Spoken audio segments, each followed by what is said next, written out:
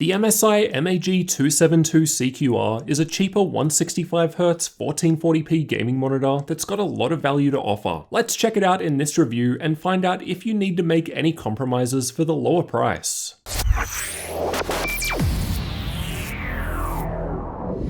The Samsung VA panel is 27 inches with a 16:9 aspect ratio and runs with a 1440p resolution and matte finish. It's got a 165Hz refresh rate and a 1 millisecond response time, though that is MPRT rather than grey to grey. It's got adaptive sync too, so based on the specs, it's got quite a few features for gaming. This is a curved monitor with a 1500R curve. I didn't personally mind it, it wasn't too aggressive for me. In order to run the monitor at 1440p 165Hz, you'll need to use DisplayPort. I confirmed the Hdmi is limited to 144Hz, which makes sense as this is a limitation of the Hdmi 2.0b specification. I tested with both Nvidia and Radeon graphics and found that my Nvidia RTX 2080 Ti would work with G-Sync compatible mode with DisplayPort, but not Hdmi. My RX 5700 XT on the other hand worked with FreeSync with either DisplayPort or Hdmi, but you might as well stick to DisplayPort to get the full 165Hz refresh rate. With DisplayPort in use, the FreeSync range was reported as 48Hz to 165Hz. MSI lists that the monitor has support for 90% of DCI-P3 and 100% of the sRGB color space. In the default user profile with my Spider 5, I was getting a little under this. 88% of DCI-P3 and 99% of sRGB. According to the specs, it's a 300 nit panel. However, at maximum brightness, mine was topping out at 288 nits, with about half of the expected 3000:1 contrast ratio, but I tested with the default 70 out of 100 contrast in the settings. And this is still higher when compared to most IPS panels I've tested, as VA panels tend to have deeper blacks. Just anecdotally while using it, I thought it looked pretty good for both gaming or some content creation. But yeah, it did feel a little dim at times. The monitor gives you 3 response time settings: normal, fast, and fastest. If we look at normal with the UFO test, it honestly looked pretty bad, which I suppose is one of the downsides with VA panels. After changing to the fast response time setting, it improved a little. Then I thought this test looked better still with the fastest mode. Still though, it did seem suboptimal when compared against other monitors I've tested. But to be fair, those other ones are also more expensive too. There's also an anti-motion blur option, however I can't say I found this to help too much here, though it does introduce some flicker. Viewing angles were fine regardless of angle. The specs note that it's good for up to 178 degrees both horizontally and vertically. The bezels aren't too thick. I measured them at around 9mm on the sides, but I honestly can't say I really care too much as I hardly notice them once I get into a game. But that would be more of an issue if you have more than one side by side. There was some backlight bleed, mainly some glow towards the top and bottom, which was only really noticeable when viewing darker scenes, but this will vary between panels. It's not all just about the panel though. The stand feels fairly solid and has a matte black metal base and brushed plastic stand. In terms of adjustments, we've just got -5 to 20 degrees of tilt and 0 to 13 centimeters of height adjustment. There's unfortunately no swivel or pivot available with the included stand, but to be fair, I can understand why you may not necessarily want these motions with a curved panel. The stand connects to the back of the panel, and you've got to screw in 2 included Phillips head screws down the bottom. Behind the stand mount is a 100mm VESA mount if you want to attach the panel to a different stand or monitor arm. The back has an MSI logo up the top corner, and there's also some subtle RGB lighting back here too. More on that soon. There's a headphone holder on the left of the screen. You just push it in and it clicks out. It's all plastic and feels a little loose, but it gets the job done. The back also features a Kensington lock towards the bottom on the right, no speakers here, and on the left, or the right once you're sitting in front of the screen, there's a single joystick for on-screen display navigation, which I had no problems reaching and using. There's a power button underneath the screen on the right-hand side, and a macro key button on the left side. By default, the left macro button will open the gaming OSD software if you've installed it, but you can change what this does through the gaming OSD software, so it could be a shortcut to something else. Speaking of the OSD, it was pretty easy to navigate through, and there were your usual options available, including changing screen profiles, warm levels, brightness, contrast, response time settings, and of course the all-important RGB disable for those who hate lighting. The lighting was pretty subtle. Even at night in a dark room, I didn't think it was too bright compared to others I've tested. I could barely pick it up on camera. If you connect the included Type-B USB cable to your PC and download the gaming OSD software from the MSI product page, you can manage all of these settings and more through Windows with your mouse, which is much easier compared to using the on-screen display and joystick. There are some extras in the software, including setting split window areas to snap applications to in Windows, the aforementioned macro key, and of course RGB lighting. You can control the effects here and customize it a fair bit, at least more than the zero customization available through the regular OSD. All you can do there is turn it on or off. The MSI website does a decent job of demonstrating the available effects. The I/O is on the back and faces down. There's a power input on the far left, and no external power brick is needed as it's built in. The rest of the I/O is on the right, and includes a DisplayPort 1.2A input, which you'll need to reach the 165Hz refresh rate, two HDMI 2.0B outputs, a Type-C input which also supports DisplayPort and charging, a 3.5mm audio jack for headphones, two USB 3.2 Gen 1 Type-A ports, which can be used as a hub once you connect the included Type-B cable, which is the final port on the far right. The cables included with the monitor are full-size DisplayPort, HDMI, USB Type-B to Type-A for the USB hub functionality and gaming OSD software, and a power cable. There are also some additional screws for wall mounting the panel. So far the monitor looks pretty decent for the price, ghosting and minor bleed issues aside. But how was it to actually use day to day? I normally use a 32-inch 4K monitor as my daily driver for video editing, so swapping to 27 inches at 1440p was a little downsize. Overall, I thought it looked great in terms of colors and contrast, if a little dim at times. When playing games that can actually run at high enough FPS to utilize the 165Hz panel, I thought they looked smooth for the most part. I don't think I'm too sensitive to things like ghosting or motion blur personally. While playing games, it looked okay to me, a filthy casual. Though, as we saw in the UFO test, it was much more obvious than what I thought was ideal. After some use, the curve does grow on me and I get used to it. It's a personal preference thing, but I think I prefer it once I'm used to it. When I go back to a regular flat screen, it feels weird comparatively.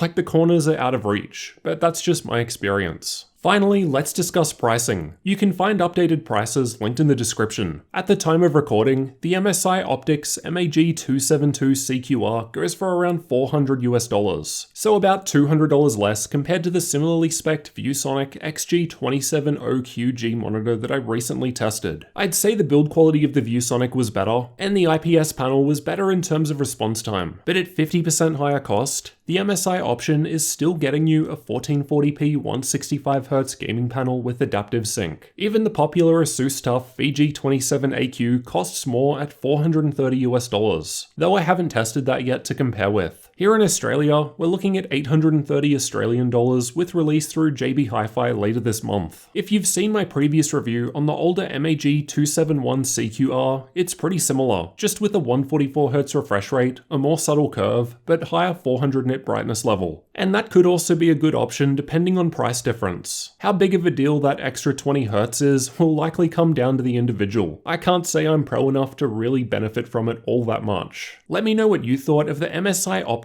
MAG272CQR gaming monitor down in the comments. And also let me know if you're interested in seeing more gaming monitors. I've still got one more here to test out at the moment. Finally, as always, if you're new to the channel, consider getting subscribed for future tech videos like this one.